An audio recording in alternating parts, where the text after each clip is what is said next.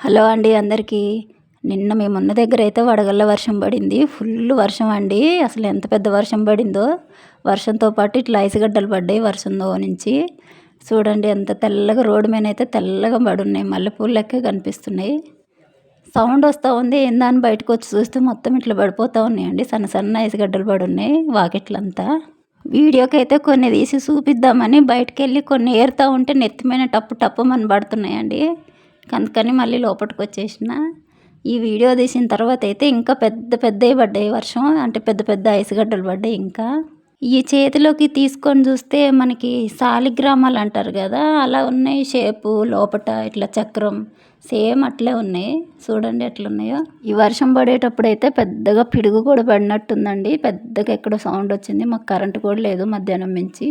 ఇంకా మేమైతే నిన్న సాయంత్రం హలీం తెచ్చుకున్నాము.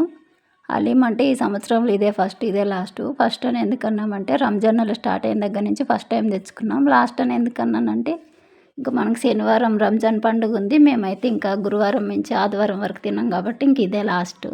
నేనైతే డబ్బా ఓపెన్ చేయగానే ఒక స్పూన్ అయితే వేసేసాను. టెంప్ట్ అయిపోయినాను అది చూడంగానే. పైన జీడిపప్పులు బ్రౌన్ ఆనియన్స్ అన్నీ చూడంగానే ఇంకా తల కొంచెం వేసేసుకొని చారువా కూడా ఇచ్చారు. ఆ చారువా వేసుకొని తినేసాము.